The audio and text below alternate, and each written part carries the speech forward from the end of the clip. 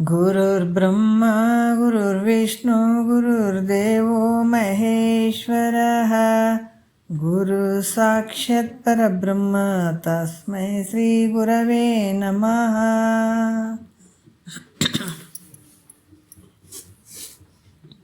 ಶ್ರೀ ಜಗದ್ಗುರು ಸಿದ್ಧಾರೂಢರ ಪಾದಕಮಲಗಳಿಗೂ, ಶ್ರೋತ್ರಿಯ ಬ್ರಹ್ಮನಿಷ್ಠ ಸದ್ಗುರು ಬಸವಾನಂದರ ಪಾದಕಮಲಗಳಿಗೂ, ಅವರ ಪ್ರತಿರೂಪದಂಥ ನಿಜಗುಣಪ್ಪನವರ ಪಾದಕಮಲಗಳಿಗೂ ನನ್ನ ದೀರ್ಘದಂಡ ಪ್ರಣಾಮಗಳನ್ನು ಸಲ್ಲಿಸುತ್ತಾ, ಎಲ್ಲ ಮಹಾತ್ಮರ ಪಾದಕಮಲಗಳಿಗೂ ನನ್ನ ದೀರ್ಘದಂಡ ಪ್ರಣಾಮಗಳನ್ನು ಸಲ್ಲಿಸುತ್ತಾ, ಮನದಲ್ಲಿ ಸ್ಮರಿಸಿಕೊಳ್ಳುತ್ತಾ ತಮ್ಮೆಲ್ಲರಿಗೂ ವಂದಿಸುತ್ತಾ, ಇವತ್ತಿನ ಅನುಭವ ಸಾರ ಮೊದಲನೆಯ ಒಂದು ಸಂಧಿ ಒಳಗೆ 4ನೆಯ ಒಂದು ಸೂತ್ರ ನಡೆದದ. ಭಾಳಷ್ಟು ವಿಚಾರಗಳನ್ನು ಅವರು ನಮಗೆ ತಿಳಿಸ್ತಾ ಇದ್ದಾರೆ. 4ನೆಯ ಸೂತ್ರದಲ್ಲಿ ಸೂತ್ರ 4, ಏಕಮೇವ ಅದ್ವಿತೀಯ ಆತ್ಮನಲ್ಲಿ ತೋರ್ಪ ಲೋಕರಂಜನೆಯು ಕಾಲ್ಪಿಕ ನೈಸೆ ಅಂತ ಹೇಳ್ತಾರೆ ಅವರು. ಯಾಕಂತಂದ್ರೆ ಈ ಒಂದು ಏಕಮೇವ ಅದ್ವಿತೀಯಂ ಆತ್ಮನಲ್ಲಿ ಸ್ವಗತ ಸಜಾತಿ ವಿಜಾತಿ ಭೇದವಿಲ್ಲದ ಸಚ್ಚಿದಾನಂದ ಪರಬ್ರಹ್ಮ ಸ್ವರೂಪದಲ್ಲಿ ಈ ಕಾಣಿಸುವಂಥ ನಾಮ ರೂಪಾತ್ಮಕ ಈ ಜಗತ್ತು ಹೆಂಗೈತೆ ಅಂದ್ರೆ ಕಲ್ಪನೆಯಿಂದ ಕೂಡಿದೆ, ಕಾಲ್ಪನಿಕ ವಯಸ್ಸೆ ಅಂತ ಹೇಳ್ತಾರೆ. ಅಂದರೆ ಕಲ್ಪನೆಯಿಂದ ಕೂಡಿದಂಥದ್ದು. ವಿಚಾರ ಮಾಡಿ ನೋಡಿದ್ರೆ ಇದು ಇಲ್ಲವೇ ಇಲ್ಲ ಅನ್ನುವಂಥ ಹಲವಾರು ವಿಚಾರಗಳನ್ನು ಹಿಂದಿನ ಒಂದು ವಿಚಾರದಲ್ಲಿ ಬಂದದ್ದು. ಇಲ್ಲಿ ಕೂಡ ಭಾಳಷ್ಟು ವಿಚಾರಗಳನ್ನು ಅವರು ಹೇಳ್ತಾರೆ. ಯಾವ ರೀತಿ ಹಿಂದಿನ ವಿಚಾರದಲ್ಲಿ, ಯಾಕಂತಂದರೆ 4ನೇ ನುಡಿಯಲ್ಲಿ ಉಂಟೆನಿಸ ಇಲ್ಲೆನಿಸದ ಉಂಟಿಲ್ಲೆನಿಸದ ಅಖಿಳ ಕಂಟಕದ ಬೀಜವೆನಿಪ ನಾದಿಯ ಅವಿದ್ಯೆ ಉಂಟು ಆತ್ಮ ಸತ್ಯೆಯೊಡಗೂಡಿ ಅನ್ನುವಂಥದ್ದು ಏನು ಹೇಳ್ತಾರೆ. ಇದು ಜಗತ್ತು ಬ್ರಹ್ಮನಲ್ಲಿ ತೋರ್ತದೆ. ಅದು ಸತ್ ಅಂತ ಹೇಳಕ್ಕೆ ಬರೋಂಗಿಲ್ಲ, ಅಸತ್ ಅಂತ ಹೇಳಕ್ಕೆ ಬರೋಂಗಿಲ್ಲ, ಸತ್ ಅಸತ್ ಅಂತ ಹೇಳಕ್ಕೆ ಬರೋಂಗಿಲ್ಲ, ಭಿನ್ನ ಅಂತ ಹೇಳಕ್ಕೆ ಬರೋಂಗಿಲ್ಲ, ಅಭಿನ್ನ ಅಂತ ಕೂಡ ಹೇಳಕ್ಕೆ ಬರೋಂಗಿಲ್ಲ. ಈ ರೀತಿಯಾಗಿ ತೋರ್ತದಂಥ ಕೆಲವು ವಿಚಾರಗಳು ಅನಿರ್ವಚನೀಯ ವಿಚಾರವನ್ನು ಅವ್ರು ಹೇಳ್ತಾ ಇದ್ದರು. ಇಲ್ಲಿ ಮತ್ತು ಶಿಷ್ಯನಿಗೆ ಒಂದು ಪ್ರಶ್ನೆ ಬಂತು. ಇಂದಿನ ಒಂದು ವಿಚಾರದಲ್ಲಿ ಕೆಲವು ವಿಚಾರಗಳನ್ನು ಹೇಳಿದರು. ಈ ಬೆಳಕು ಕತ್ತಲೆಗಳು ಇವು ಬ್ರಹ್ಮ ಮತ್ತು ಮಾಯೆ ಇವೆರಡು ವಿರೋಧ ಸ್ವಭಾವ ಉಳ್ಳಂಥವದವ. ಅದ್ರಂಗ ಇದ್ದದಕ್ಕಾಗಿ ಈ ಅವಿದ್ಯೆಯು ಶುದ್ಧ ಚೈತನ್ಯವನ್ನು ಆಶ್ರಯ ಮಾಡಲಾರ್ದು ಅಂತ ಹೇಳ್ತಾರೆ. ಅಂದರೆ ಶುದ್ಧವಾದ ಚೈತನ್ಯ ಇವೆರಡು ವಿರುದ್ಧದ, ಶುದ್ಧವಾದ ಚೈತನ್ಯ ಮತ್ತು ಈ ಅಜ್ಞಾನ ಅನ್ನುವಂಥದ್ದು, ಮಾಯೆ ಅನ್ನುವಂಥದ್ದು ಇವೆರಡು ವಿರುದ್ಧದವ. ಮತ್ತು ಶುದ್ಧವಾದಂತಹ ಚೈತನ್ಯವನ್ನು ಈ ಮಾಯ ಆಶ್ರಯ ಮಾಡಲಾರ್ದು ಅಂತ ಶಂಕೆ ಬಂದ್ರೆ, ಅಜ್ಞಾನಕ್ಕೆ ವಿರೋಧವಾದದ್ದು ಜ್ಞಾನವೇ ಹೊರತು ಶುದ್ಧವಾದ ಚೈತನ್ಯ ಅಲ್ಲಪ್ಪ. ನೋಡ್ರಿ, ಕಿಂತು ಅದು ಹೆಂಗಂದ್ರೆ ವೃತ್ತಿ ಪ್ರತಿಬಿಂಬಿತ ಚೈತನ್ಯ ವಿರೋಧಿ ಆಗ್ತದೆ ಹೊರತು ಅಜ್ಞಾನಕ್ಕೆ ಅದೇನಾಗ್ತದೆ, ಆಶ್ರಯ ಆಗಿಲ್ಲ. ಅದು ಯಾವುದು ಶುದ್ಧ ಚೈತನ್ಯ ಅದು ಅಜ್ಞಾನಕ್ಕೆ, ಶುದ್ಧವಾದ ಚೈತನ್ಯ ಅಜ್ಞಾನಕ್ಕೆ ಆಶ್ರಯ ಆಗಿರುತ್ತದು, ಅದು ವಿರೋಧಿ ಆಗಂಗಿಲ್ಲ ಅಂತ ಹೇಳ್ತಾರೆ. ಅಜ್ಞಾನಕ್ಕೆ ವಿರೋಧಿ ಆಗಂಗಿಲ್ಲ. ಅಜ್ಞಾನಕ್ಕೆ ವಿರೋಧಿ ಅಂದರೆ ಜ್ಞಾನವೇ ಹೊರತು ಶುದ್ಧವಾದ ಚೈತನ್ಯ ಅಲ್ಲ ಅಂತ ಹೇಳುವಂಥದ್ದು. ಶಿಷ್ಯನಿಗೆ ಮತ್ತು ಪ್ರಶ್ನೆ ಬಂತು, ಶುದ್ಧ ಚೈತನ್ಯವು ಅಜ್ಞಾನಕ್ಕೆ ವಿರೋಧಿ ಅಲ್ಲ ಅಂದಮೇಲೆ ಅದು ಘಟಾದಿಗಳಂತೆ ಅಪ್ರಕಾಶವಾಗಬೇಕಾಗಿತ್ತು. ಅದು ನಮಗೆ ಇಷ್ಟವೆಂದರೆ ಸ್ವಯಂ ಪ್ರಕಾಶವನ್ನು ಹೇಳುವ ಶ್ರುತಿಗೆ ವಿರೋಧ ಬರುವುದು ಗತಿ ಏನು ಅಂತ ಹೇಳ್ತಾರೆ. ಹೌದು, ಶುದ್ಧವಾದ ಚೇತನ ಹೆಂಗದ ಅಜ್ಞಾನಕ್ಕೆ ವಿರೋಧಿ ಅಲ್ಲ.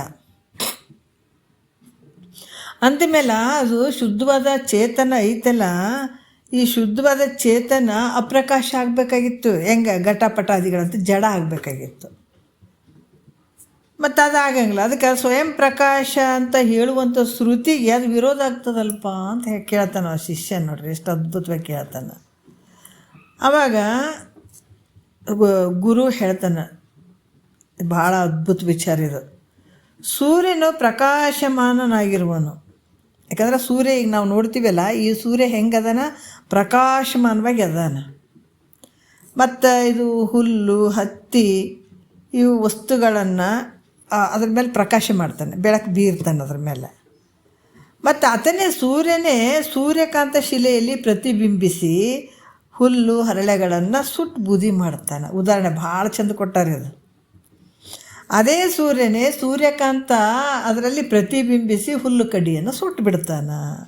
ಅಂದರೆ ಸೂರ್ಯನು ಸಾಮಾನ್ಯ ಪ್ರಕಾಶದಿಂದ ತೃಣಾದಿಗಳನ್ನು ಬೆಳಗ್ತಾನೆ. ಸಾಮಾನ್ಯ ಪ್ರಕಾಶದಿಂದ ಈ ಹುಲ್ಲು ಕಡ್ಡಿಗಳನ್ನು ಬೆಳಗ್ತಾನೆ.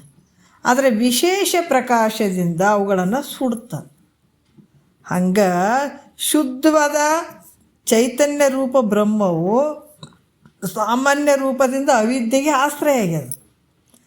ಅದೇ ಚೈತನ್ಯವು ವೃತ್ತಿ ಪ್ರತಿಬಿಂಬಿತ. ಆ ವೃತ್ತಿ ಪ್ರತಿಬಿಂಬಿತದಲ್ಲಿ ಆ ರೂಪದಿಂದ ವಿಶೇಷವಾಗಿ ಅವಿದ್ಯೆಯನ್ನು ಸುಟ್ಟು ಬಿಡ್ತದೆ. ನೋಡ್ರಿ ಎಷ್ಟು ಅದ್ಭುತವಾಗಿ ಹೇಳ್ತಾರೆ. ಅದರಿಂದ ಬ್ರಹ್ಮವು ಸಾಮಾನ್ಯ ರೂಪದಿಂದ ಅವಿದ್ಯೆಗೆ ಸಹಾಯ ಆಗ್ಯದ. ವಿವೇಕ ವಿಶೇಷ ರೂಪದಿಂದ ವಿರೋಧಿ ಆಗ್ಯದ. ಮತ್ತು ಸ್ವಯಂ ಪ್ರಕಾಶ ರೂಪವಾಗಿರುವಂಥದ್ದು. ಸ್ವಯಂ ಪ್ರಕಾಶ ರೂಪವಾಗಿರುವಂಥ ಅದರಿಂದ ಯಾವ ದೋಷ ಇಲ್ಲ ಅಂತ ಇಲ್ಲಿ ಹೇಳುವಂಥದ್ದು. ಮತ್ತು ಇಲ್ಲಿ ಶಿಷ್ಯನಿಗೆ ಶಂಕ ಬರ್ತದ.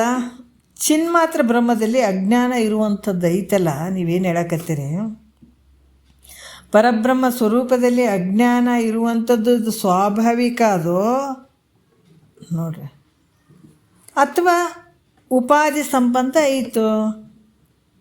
ಹೌದು, ಈ ಬ್ರಹ್ಮದಲ್ಲಿ ಏನು ಮಾಯೆ ಅಂತ ತೋರ್ತದಲ್ಲ, ಅಜ್ಞಾನ ಇರುವಂಥದ್ದು ಐತಲ್ಲ, ಅದು ಸ್ವಾಭಾವಿಕ ಅದು ಉಪಾಧಿ ಸಂಬಂಧವಾಗಿದೆಯೋ?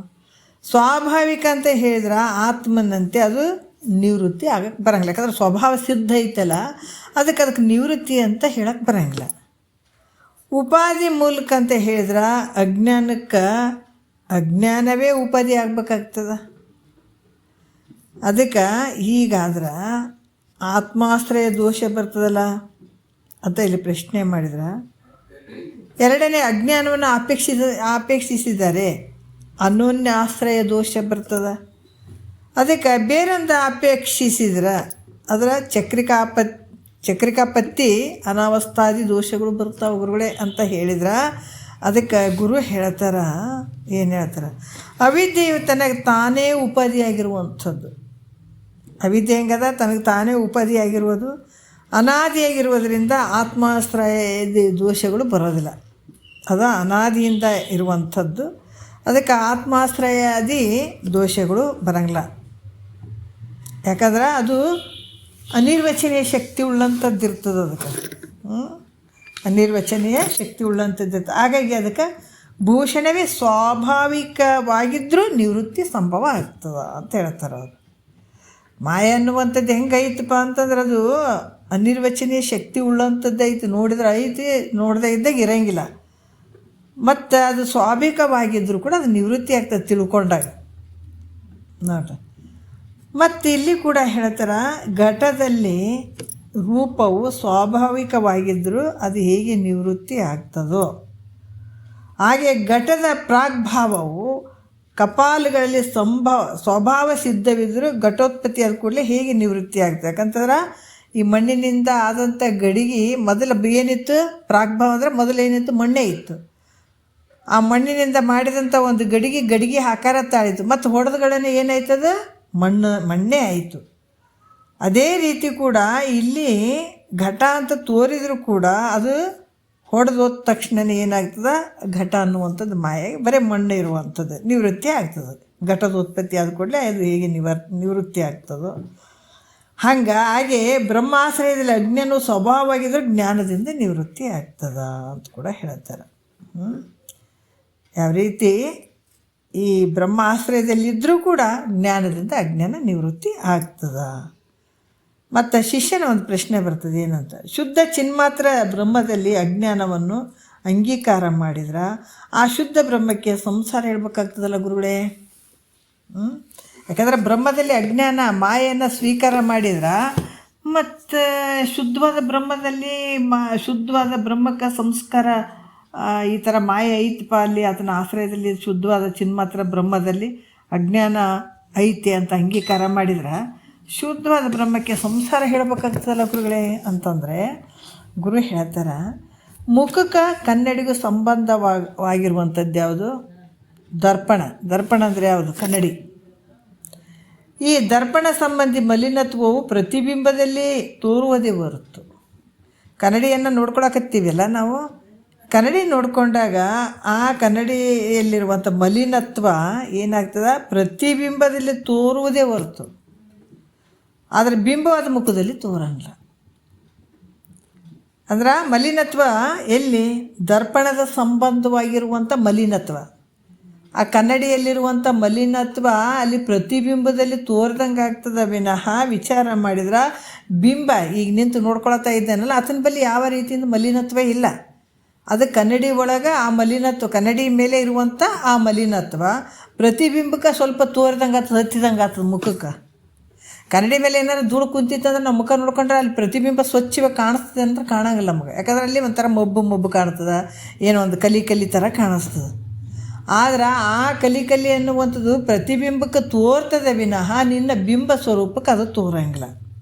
ಅದ್ರಂಗೆ ಶುದ್ಧ ಬ್ರಹ್ಮಕ್ಕೂ ಅಜ್ಞಾನಕ್ಕೂ ಸಂಬಂಧವಾಗಲು, ಅದು ಶುದ್ಧವಾದ ಬ್ರಹ್ಮಕ್ಕೆ ಮತ್ತು ಅಜ್ಞಾನಕ್ಕೆ ಸಂಬಂಧ ಆದಾಗ ಅಜ್ಞಾನ ಸಂಬಂಧಿಯಾದಂಥ ಸಂಸಾರ ಪ್ರತಿಬಿಂಬವಾದ ಜೀವನದಲ್ಲಿ ತೋರ್ತದ ಹೊರತು ಬಿಂಬಭೂತ ಚಿನ್ಮಾತ್ರ ಬ್ರಹ್ಮದಲ್ಲಿ ಇಲ್ಲ. ಎಷ್ಟು ಭಾಳ ವಿಶೇಷ ಐತೆ ನೋಡ್ರಿ, ಅದ್ಭುತ ಹೇಳ್ತಾರೆ. ಯಾಕಂದ್ರೆ ಕನ್ನಡಿ ಮೇಲೆ ಇರುವಂಥ ಧೂಳು ಆ ಒಂದು ಪ್ರತಿಬಿಂಬ ಚೈತನ್ಯಕ್ಕೆ ಧೂಳು ಹತ್ತದಪ್ಪ ಅಂತ ಅನ್ನಿಸ್ತದ ವಿನಃ ನಿಂತು ನೋಡೋವನಿಗೆ ಆ ಧೂಳ ಹೆಂಗಿರಂಗಲೋ ಅದೇ ರೀತಿ ಕೂಡ ಈ ಶುದ್ಧ ಬ್ರಹ್ಮಕ್ಕೂ ಅಜ್ಞಾನಕ್ಕೂ ಸಂಬಂಧ ಆಗಲು, ಶುದ್ಧ ಬ್ರಹ್ಮಕ್ಕೂ ಮತ್ತು ಅಜ್ಞಾನಕ್ಕೂ ಸಂಬಂಧವಾಗಲು ಅಜ್ಞಾನದ ಸಂಬಂಧಿ, ಅಜ್ಞಾನ ಅಂದರೆ ಕನ್ನಡಿಗೆ ಸಂಬಂಧಪಟ್ಟಂಥ ಧೂಳುಗಳು ಕನ್ನಡಿಗೆ ಆ ಪ್ರತಿಬಿಂಬಕ್ಕೆ ಹೊಂದುತ್ತದೆ.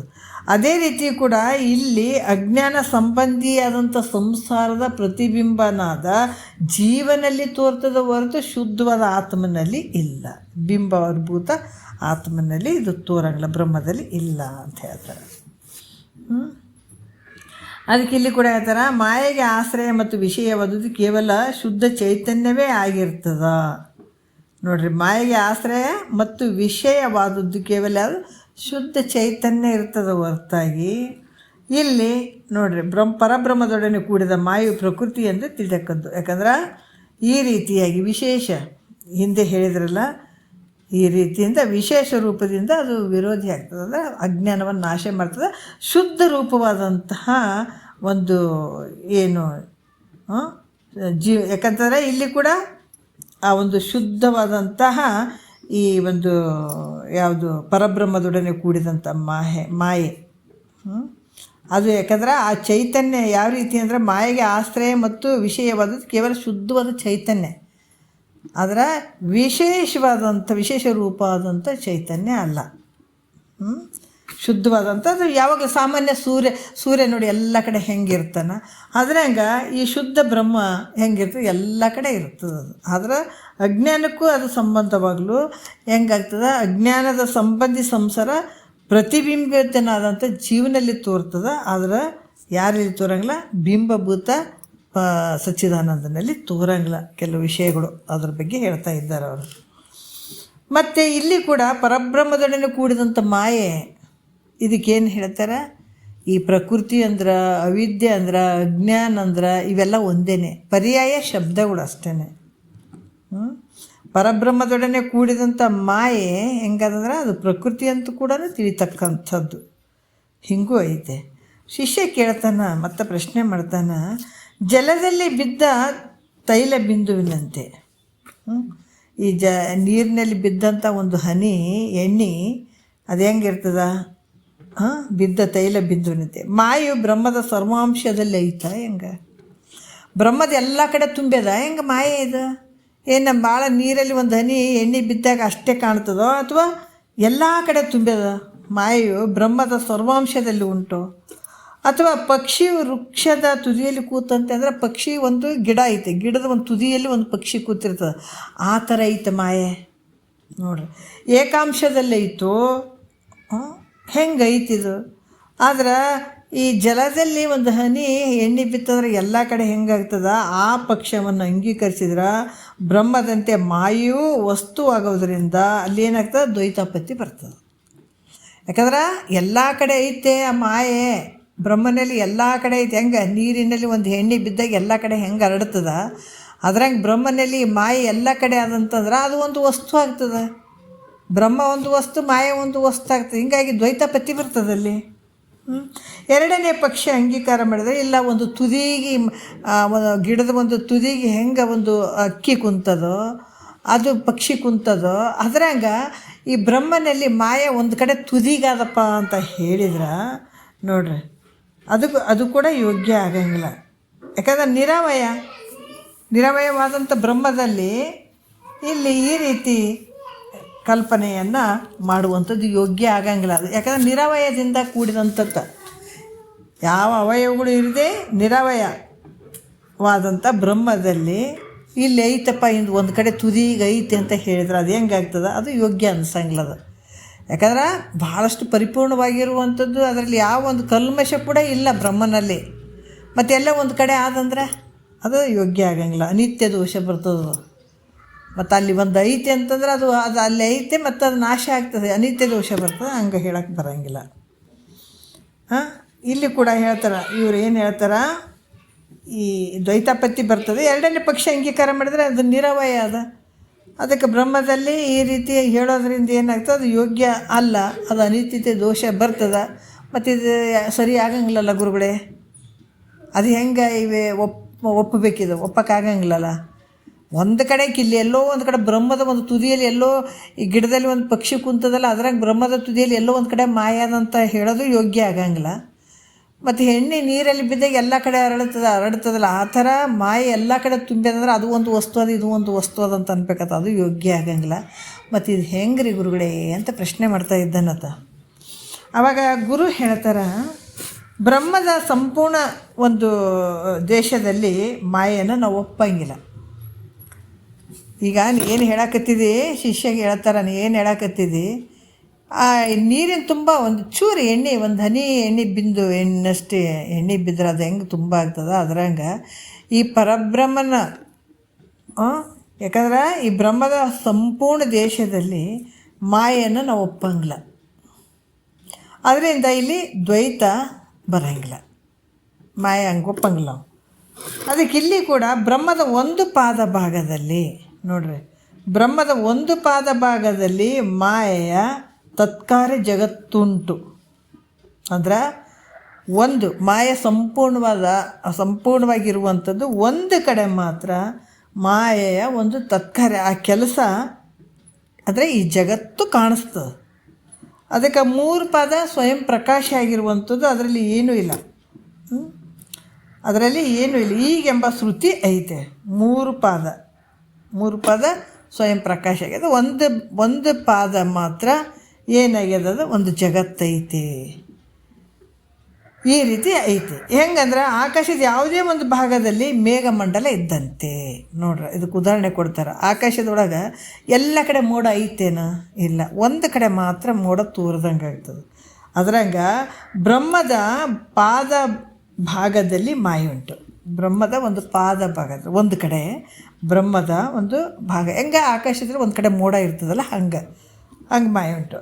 ಪಾದ ವಿಭಾಗ ರಹಿತವಾದ ಬ್ರಹ್ಮದಲ್ಲಿ ಶ್ರುತಿ ವಿಭಾಗವನ್ನು ಹೇಳಿರುವುದಾದರೂ ಕೂಡ ನೋಡ್ರಿ, ಅಲ್ಲಿ ಏನು ಹೇಳ್ತಾರ?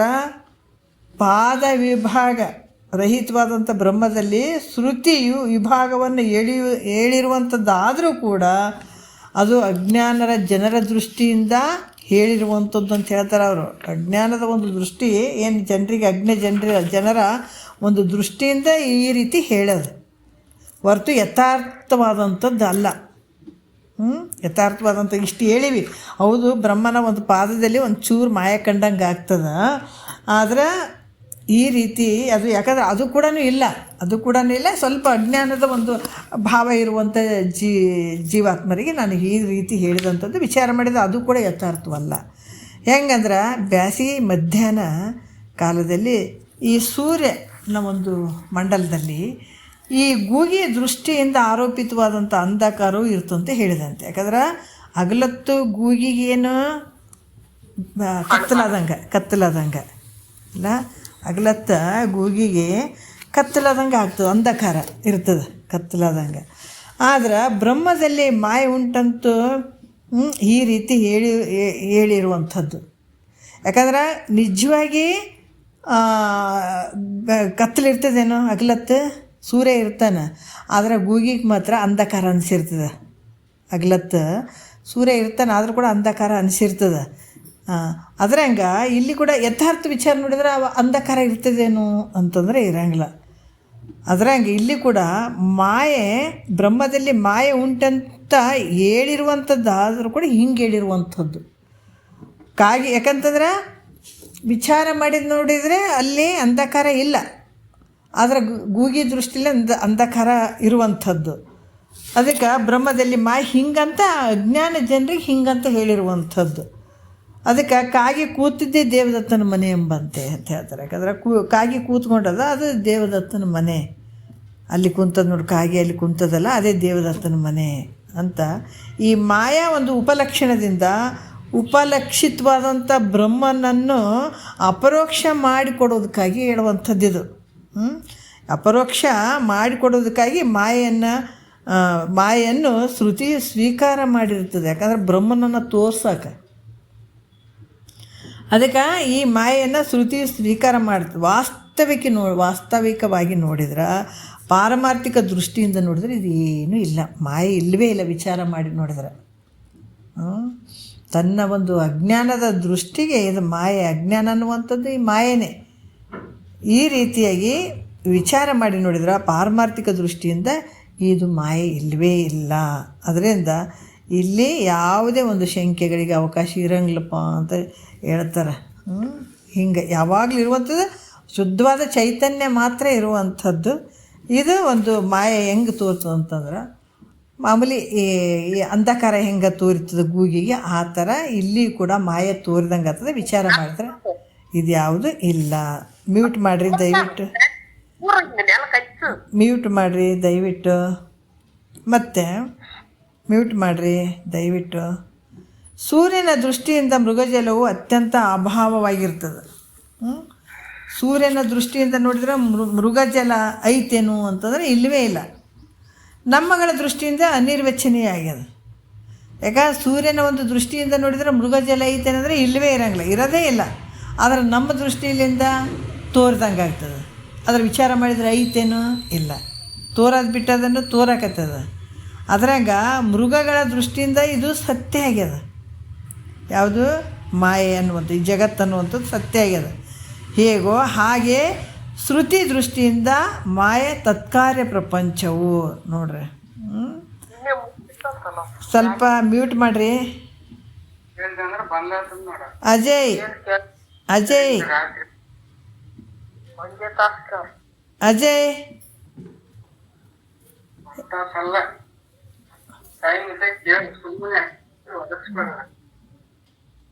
ಅಜಯ್ ಯಾರು? ಮ್ಯೂಟ್ ಮಾಡಿರಿ. ಮೃಗಗಳ ದೃಷ್ಟಿಯಿಂದ ಸತ್ಯ ಆಗಿದೆ ಹೇಗೋ ಹಾಗೆ ಶ್ರುತಿ ದೃಷ್ಟಿಯಿಂದ ಮಾಯೆ ತತ್ಕಾರ್ಯ ಪ್ರಪಂಚವು ಗಗನ ಕುಸುಮದಂತೆ ಅತ್ಯಂತ ಅಸತ್ತಾಗಿದೆ. ನೋಡ್ರಿ, ಅದಕ್ಕೆ ಏನಾಗ್ಯದ, ಅಜ್ಞಾನಿಗಳ ದೃಷ್ಟಿಯಿಂದ ಇದು ಮಾಯೆ ಜಗತ್ತು ಸತ್ಯ ಅಂತ ತೋರ್ತದ. ಅದರ ಶ್ರುತಿ ದೃಷ್ಟಿಯಿಂದ ಮಾಯೆ ಈ ತತ್ಕಾರ್ಯ ಮಾಯೆಯ ಒಂದು ಈ ಕಾರ್ಯ ಐತಲ್ಲ, ಈ ಕಾರ್ಯ ಪ್ರಪಂಚವು ಗಗನ ಕುಸುಮದಂತೆ ಅತ್ಯಂತ ಅಸತ್ತಾಗಿದೆ. ಗಗನದಲ್ಲಿ ಕುಸುಮ ಹೂವನ್ನು ಯಾವತ್ತಾರು ತೊಗೊಳಕ್ಕೆ ಸಾಧ್ಯ ಅದೇನು ಅಂದರೆ ಇಲ್ಲ. ಅದ್ರಂಗ ಇದು ಅಸತ್ತಾಗಿರುವಂಥದ್ದು ಮಾಯೆ ತತ್ಕಾರ್ಯವಾದಂಥ ಈ ಪ್ರಪಂಚ. ಯುಕ್ತಿ ದೃಷ್ಟಿಯಿಂದ ಶುಕ್ತಿ ರಜತದಂತೆ. ನೋಡ್ರಿ, ಅನಿರ್ವಚನೀಯವಾಗಿದೆ. ಶುಕ್ತಿಯಲ್ಲಿ ರಜತ ಅಂದರೆ ಕಪ್ಪೆ ಚಿಪ್ಪು ತೋರಿದಂಗೆ ಆಗ್ತದೆ, ವಿಚಾರ ಮಾಡಿದರೆ ಇಲ್ಲ.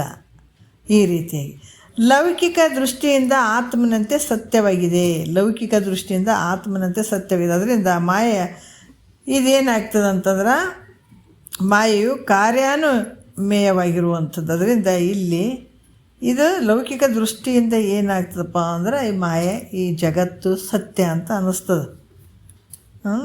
ಶ್ರುತಿ, ಯಾಕಂದ್ರೆ ಇಲ್ಲಿ ಹೇಳುವಂಥ ಶ್ರುತಿ ಆದರೂ ಕೂಡ ಕಾರ್ಯವನ್ನಾಗಲಿ ಅಥವಾ ಅಜ್ಞ ಜನರ ದೃಷ್ಟಿಯನ್ನಾಗಲಿ ಸ್ವೀಕರಿಸಿ, ಇಲ್ಲಿ ಶ್ರುತಿ ಕೂಡ ಹೇಳುವಂಥದ್ದು ಯಾವ ರೀತಿ ಅಂತಾರೆ, ಇದ್ರ ಕಾರ್ಯ ಪ್ರಪಂಚದ ಈ ಜಗತ್ತಿನ ಕಾರ್ಯ ಆಗಿರ್ಬೋದು ಅಥವಾ ಅಜ್ಞಾನಿ ದೃಷ್ಟಿಗಳ ರೀತಿಯಲ್ಲಿ ಇದನ್ನು ಸ್ವೀಕರಿಸಿದೆ ಹೊರ್ತು ಮಾಯೆ ಉಂಟಂತ ಹೇಳ್ತದೆ ಹೊರ್ತು ಇಲ್ಲಿ ವಿಚಾರ ಮಾಡಿದರೆ ಇಲ್ಲವೇ ಇಲ್ಲ. ಅದರಿಂದ ಇದು ಹೇಳುವಂಥದ್ದಕ್ಕೆ ಯಾವ ದೋಷವೂ ಇಲ್ಲ ಅನ್ನುವಂಥ ವಿಚಾರವನ್ನು ಹೇಳ್ತಾರೆ. ಅಜ್ಞಾನಿಗಳ ಒಂದು ದೃಷ್ಟಿಯಿಂದ ಐತಪ್ಪ ಅಂತ ಹೇಳುವಂಥದ್ದು. ಅದಕ್ಕೆ ಮತ್ತಿಲ್ಲಿ ಪ್ರಶ್ನೆ ಬರ್ತದೆ, ಇಲ್ಲಿ ಮುಂದೆ ಕೂಡ ಮತ್ತೆ ಹೇಳ್ತಾರೆ ಅವರು. ಏನು ಹೇಳ್ತಾರೆ 5ನೇ ನುಡಿಯಲ್ಲಿ, ಆಧಾರವು ಆ ಬ್ರಹ್ಮ, ಆಧೇಯವು ಈ ಮಾಯೆ, ಆ ಆಧಾರದಲ್ಲಿ ಬೆರೆಸಿ ಬೇರಿಲ್ಲದಂತೆ ಆಧೇಯ ಮಿರುಪುದೆಲೆ ಪುತ್ರ ಅಂತ ಹೇಳ್ತಾರೆ. ಈ ಬ್ರಹ್ಮದ ಏಕಾಂಶದಲ್ಲಿ ಮಾಯೆಯು ನೋಡ್ರಿ, ಬ್ರಹ್ಮದ ಏಕಾಂಶದಲ್ಲಿ ಅಂದರೆ ಒಂದು ಕಡೆ ಒಂದು ಸ್ವಲ್ಪ ಮಾಯೆ ಐತೆ ಅಂತ ಹೇಳಿದರೆ, ಆ ಬ್ರಹ್ಮದಲ್ಲಿ ಅಭಿನ್ನವಾಗಿರುವಂಥದ್ದು ಭಿನ್ನ ಆಗಿರುವಂಥದ್ದು ಮಾಯೆ. ಪ್ರಶ್ನೆ, ಅಭಿನ್ನ ಅಂತ ಹೇಳಿದ್ರೆ ಅದು ನಾಶ ಆಗಕ್ಕೆ ಬರೋಂಗಿಲ್ಲ, ಯಾಕಂದ್ರೆ ಆ ಬ್ರಹ್ಮನೊಡನೆ ಕೂಡ್ಕೊಂಡ್ಬಿಟ್ಟದ, ಅದಕ್ಕೆ ಅಭಿನ್ನ ಅಂತ ಹೇಳಕ್ಕೆ ಬರೋಂಗಿಲ್ಲ. ಮತ್ತು ಭಿನ್ನ ಅಂತ ಹೇಳಿದ್ರೆ ದ್ವೈತ ಸಂಭವ ಆಗ್ತದೆ ಅಂತ ಈ ರೀತಿ ಶಂಕೆ ಮಾಡಿದಾಗ ಆವಾಗ ಆಧಾರವು ಈ ಬ್ರಹ್ಮ, ಆಧೇಯವು ಈ ಮಾಯೆ, ಆಧಾರದಲ್ಲಿ ಬೆರೆಸಿ ಬೇರಿಲ್ಲದಂತೆ ಆಧೇಯ ಮಿರುಪುದೆಲೆ ಪುತ್ರ ಅಂತ ಹೇಳ್ತಾರೆ. ಏನು ಹೇಳ್ತಾರೆ ಇಲ್ಲಿ? ಎಲೆ ಪುತ್ರ ಅಂತಂದ್ರೆ, ಏ ಶಿಷ್ಯನೇ ಕೇಳು, ಬ್ರಹ್ಮವು ಸಾಮಾನ್ಯ ರೂಪ ಸದ್ರೂಪ ಬ್ರಹ್ಮ. ಬ್ರಹ್ಮ ಹೆಂಗದ? ಸಾಮಾನ್ಯ ರೂಪವಾದಂಥದ್ದು, ಎಲ್ಲ ಕಡೆ ಇರುವಂಥದ್ದು, ಸದ್ರೂಪು ಚಿದ್ರೂಪು ಅಂತ ಹೇಳ್ತಾರಲ್ಲ, ಎಲ್ಲ ಕಡೆ ಇರುವಂಥದ್ದು. ಮತ್ತು ಆಧಾರವು ಅಂದರೆ ಆಶ್ರಯವಾಗಿರುವಂಥದ್ದು. ಯಾಕಂದರೆ ಈ ಮಾಯೆ ಹೆಂಗದಪ್ಪ ಅಂತಂದ್ರೆ ಆಶ್ರಿತವಾಗಿರುವಂಥದ್ದು. ಆಧಾರ ಅಂದರೆ ಆಧಾರ ಬ್ರಹ್ಮ, ಆಧಾರ ಅಂದರೆ ಆಧಾರವಾಗಿರುವಂಥದ್ದು, ಅದೇ ಅಂದರೆ ಅದಕ್ಕೆ ಆಶ್ರಯವಾಗಿರುವಂಥದ್ದು ಯಾವುದು? ಮಾಯೆ. ಅರ್ಥ ಆಯ್ತಲ್ಲ? ಈ ಮಾಯೆ ಅದಕ್ಕೆ ಆಶ್ರಿತವಾದ ಇಂಥ ಒಂದು ಸಾಮಾನ್ಯ ರೂಪ ಸದ್ರೂಪ ಬ್ರಹ್ಮದಲ್ಲಿ, ಸಾಮಾನ್ಯ ರೂಪ ಸದ್ರೂಪ ಬ್ರಹ್ಮದಲ್ಲಿ ಅದು ಹೆಂಗದಪ್ಪ ಅಂತಂದ್ರೆ ಬೆರೆಸಿ ಬೇರಿಲ್ಲದಂತೆ ಆದದು. ಬೆರೆಸಿದಂಗದ, ಬೇರಿಲ್ದಂಗದ. ಅದಕ್ಕೆ ಧರೆ ಮೊದಲಾದ ಮೂಲ ಬಿಂದು ಕಡೆ ಚರವಾಚರಾದಿಯೊಳಗೆಂದು ಬೆರೆಸಾದಾಶ್ರೇಯವಾಗಿ ನಿಂದು ತೋರ್ಪ ಗುರು ಶಂಭೋಲಿಂಗನೆ ನೀನೆಂದು. ಅದು ಬೆರೆಸಿದಂಗದ, ಆದ್ರೆ ವಿಚಾರ ಮಾಡಿದ್ರೆ ಬೆರ್ತದೇನು ಅಂತಂದ್ರೆ ಬೆರ್ತಿಲ್ಲ, ಕೂಡಿಲ್ಲ, ಭಿನ್ನವೂ ಇಲ್ಲ, ಅಭಿನ್ನವೂ ಇಲ್ಲ, ಈ ರೀತಿ ಇರುವಂಥದ್ದು. ಮತ್ತು 6ನೇ ನುಡಿಯಲ್ಲಿ ಹೇಳ್ತಾರೆ, ದೇವಾತ್ಮ ಶಕ್ತಿ ಎಂಬ ಆ ವಾಕ್ಯದಿಂ ಸಾರುವ ಆ ವೇದದಲ್ಲಿ ತಿಳಿ ಮಾಯೆ ತತ್ವದೋಳು ಓವಿ ಬೇರಿಲ್ಲದಿಹುದೆಂದು ಅಂತ ಹೇಳ್ತಾರೆ ಅವರು. ಏನು ಹೇಳ್ತಾರೆ ಈ 6ನೇ ನುಡಿಯಲ್ಲಿ? ಬ್ರಹ್ಮವು ಮಾಯೆಗೆ ಆಶ್ರಯವಾಗಿರುವುದರಿಂದ, ಬ್ರಹ್ಮ ಏನಾಗ್ಯದ? ಮಾಯೆಗೆ ಆಶ್ರಯ ಆಗ್ಯದ, ಆಧಾರವಾಗಿರುವಂಥದ್ದು. ಮಾಯೆ ಹೆಂಗದ? ಅಧೇಯವಾಗಿರುವಂಥದ್ದು, ಅಂದರೆ ಆಶ್ರಿತವಾಗಿರುವಂಥದ್ದು ಮಾಯೆ. ಅಧೇಯವಾದ ಮಾಯೆಯು ಬ್ರಹ್ಮದಲ್ಲಿ ಹೆಂಗದ? ಆಶ್ರಿತವಾದಂಥ ಮಾಯೆ ಬ್ರಹ್ಮದಲ್ಲಿ ಅಭಿನ್ನನಾಗಿಯೂ ಇಲ್ಲ, ಅದ್ರಾಗ ಬೆರ್ತೂ ಬೆರ್ತಿಲ್ಲ, ಭಿನ್ನವಾಗಿ ಕಡೆಕೂ ಇಲ್ಲ, ಅದ್ರಾಗ ಬೆರ್ತೂ ಬೆರ್ತಿಲ್ಲ, ಮತ್ತು ಅಭಿನ್ನವಾಗಿಯೂ ಇಲ್ಲ. ಇದಕ್ಕೇನು ಹೇಳ್ತಾರೆ? ಅನಿರ್ವಚನೀಯ ಅಂತ ಇಲ್ಲಿ ಹೇಳಿದೆ. ಇಲ್ಲಿ ಆದರೂ ಕೂಡ ಬೆರೆಸಿಲ್ಲ, ಬೇರೆ ಇಲ್ಲ, ಬೆರೆಸಿ ಬೇರಿಲ್ಲದಂತೆ ಉಂಟೆಂದು ಉತ್ತರವನ್ನು ಕೊಡ್ತಾರೆ. ಯಾಕಂದ್ರೆ ಅದು ಬೆರ್ತೂ ಬೆರ್ತಿಲ್ಲ, ಅದ್ರ ಬಿಟ್ಟು ಕಡೆಕೂ ಇಲ್ಲ ಮಾಯೆ. ಬ್ರಹ್ಮನ ಬಿಟ್ಟು ಕಡೆಕೂ ಇಲ್ಲ, ಬ್ರಹ್ಮನ ಒಳಗೂ ಇಲ್ಲ. ಅದು ಭಿನ್ನ ಅಭಿನ್ನ ಅಂತ ಕೂಡ ಹೇಳಕ್ಕೆ ಬರೋಂಗಿಲ್ಲ ಅನ್ನುವಂಥದ್ದು. ಈ ರೀತಿ ಪರಮಾನುಭವದೆಯಲ್ಲಿ ಏನು ಮಾಡಿದರೆ, ಕೇರೆ ಹಣ್ಣಿನ ಬೀಜದ ಒಂದು ದೃಷ್ಟಾಂತವನ್ನು ಕೊಟ್ಟಿದ್ದಾರೆ. ಅದು ಒಳಗೂ ಇಲ್ಲ, ಹೊರಗಿಲ್ಲ ಬೀಜ, ಆ ರೀತಿ ಇರುವಂಥದ್ದು. ಭಾಳಷ್ಟು ವಿಚಾರವನ್ನು ಕೊಡ್ತಾರೆ. ಮತ್ತು ಸ್ವಯಂ ಪ್ರಕಾಶಾತ್ಮನಲ್ಲಿ ಕಾರ್ಯವನ್ನು ಉಂಟು ಮಾಡುವಂಥ ಮಾಯಾಶಕ್ತಿ ಉಂಟಂತ ಶ್ರುತಿ ಹೇಳುತ್ತದೆ. ನೋಡ್ರಿ, ಈ ಮಾಯಾ ಸ್ವರೂಪ ವಿವೇಕವನ್ನು ಅವಲೋಕನ ಮಾಡ್ಬೋದು. ಮತ್ತು ಇಲ್ಲಿ ಹೇಳ್ತಾರೆ, ಸ್ವಯಂ ಪ್ರಕಾಶಾತ್ಮನಲ್ಲಿ ಈ ಕಾರ್ಯವನ್ನು ಉಂಟು ಮಾಡುವಂಥ ಮಾಯಾಶಕ್ತಿ ಐತಿ ಅಂತ ಆ ಶ್ರುತಿ ಹೇಳ್ತದೆ. ಇಲ್ಲಿ ಮಾಯಲ್ಲಿ ಬಿದ್ದು ಮಹೇಶ್ವರ ಅಂತ ಅನ್ಸ್ಕೊಂಡಂತ ಕೆಲವು ವಿಚಾರಗಳನ್ನು ಹೇಳ್ತಾರೆ. ಹಂಗಾಗಿ ಇಲ್ಲಿ ಕೂಡ ಏನು ಹೇಳ್ತಾರ ಅಂತಂದ್ರೆ ಸ್ವರೂಪ ವಿವೇಕನ ಅವಲೋಕನ ಮಾಡ್ಬೋದು. ಸ್ವಯಂ ಪ್ರಕಾಶ ಆತ್ಮನಲ್ಲಿ ಕಾರ್ಯವನ್ನು ಉಂಟು ಮಾಡುವಂಥ ಮಾಯಾಶಕ್ತಿ ಒಂದು ಇದೆ ಅಂತ ಕೂಡ ಶ್ರುತಿ ಪ್ರಮಾಣ ಕೂಡ ಹೇಳ್ತಾರೆ. ಮತ್ತು ಬ್ರಹ್ಮ ಮಾಯೆಗಳು ಎರಡರಿಂದ ಸರ್ವ ಪ್ರಪಂಚವು ಆಗುವಂಥದ್ದು. ಅಂದ್ರೆ ಏನಾದರೂ ಒಂದು ನಿಮಿತ್ತದಿಂದ ಆಗಿರುವಂಥದ್ದು. ಯಾಕಂದ್ರೆ ಬ್ರಹ್ಮ ಮಾಯೆ ಇವೆರಡು ಈ ರೀತಿಯಿಂದ ಕೂಡ್ಕೊಂಡು ಈ ಸರ್ವ ಪ್ರಪಂಚ ಆಗ್ಯದ ಅಂತಂದರೆ ಏನಾದರೂ ಒಂದು ನಿಮಿತ್ತದಿಂದ ಆಯಿತೋ ಈ ಜಗತ್ತು, ಅಥವಾ ನಿಮಿತ್ತಿಲ್ಲದೆ ಆಗಿರುವಂಥದ್ದು.